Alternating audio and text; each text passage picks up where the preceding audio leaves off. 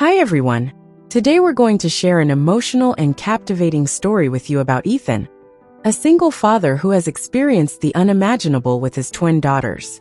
My wife died giving birth to our two daughters, leaving me with a vast void that I've been unable to fill ever since. I've been both a mother and a father to Olivia and Elisa, two children who are so alike that there are moments when I find it difficult to tell them apart. Elisa, the younger daughter, is emotional and constantly vivacious, while Olivia, the older daughter, is always serene and considerate. Despite their mother's lack of emotional support during those years, I did my best to give my two children a fulfilling childhood. Life hasn't always been easy, but as they grow up, I feel like I have a reason to keep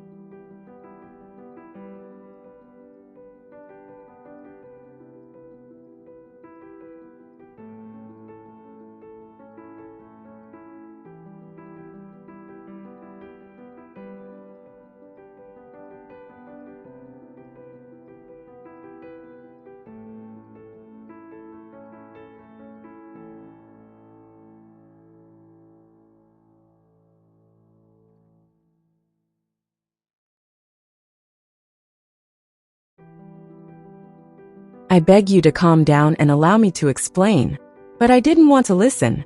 Every principle and value I had tried to instill over the years seemed to vanish in that moment when my eyes turned to the young man.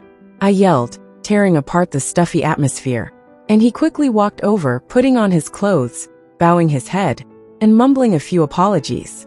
When he was just a few steps away from me, he couldn't contain himself any longer and intended to rush over and grab his neck to teach him a lesson. But Olivia was faster. I stopped breathing heavily and kept my eyes on the young man who was tiptoeing towards the door. He gave me one last look, his legs shaking, and then ran out, leaving a suffocating silence in the room.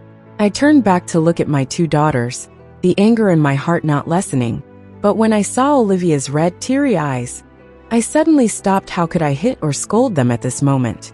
The two daughters I loved more than life were now holding me tightly, trembling and full of fear, so I couldn't do anything. With my back to the door, I slammed it shut, the sound reverberating dryly around the home that had fallen into silence. They were my two beloved daughters, and from the moment I held them in my arms, I made a promise to myself that I would protect them, raise them well, and let them live a good life. However, what had just happened before my eyes was like a painful slap. They were no longer the innocent children I once knew, and I, as their father, could no longer maintain the control I thought I always had. What had gone wrong was that one of them had grown so far away from me that I was unable to notice these changes. I remembered Olivia's crimson gaze, Her trembling voice as she pleaded for my forgiveness hurt me as a father, because I never imagined that I would have to deal with this situation. I was angry at myself for not being able to stop this before it happened, but also at them. Why did they choose to do it in the middle of the living room, which had always been the center of family memories?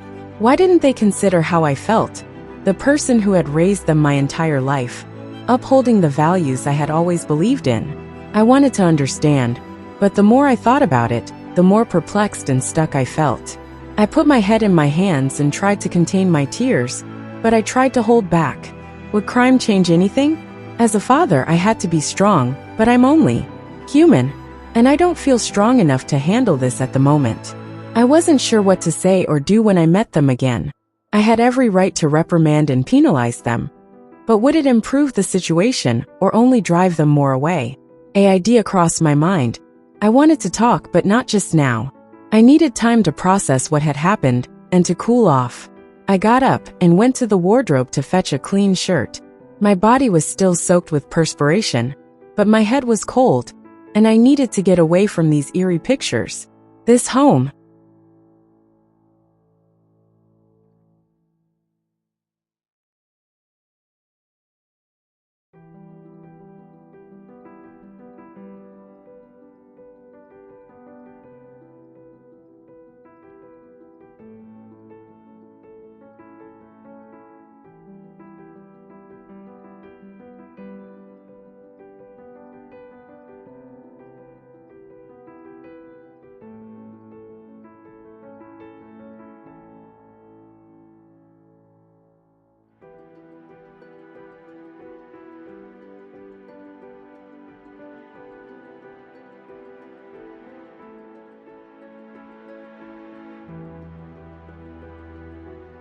I tried to push Olivia's hand away, but her fearful, teary eyes made it impossible for me to do so.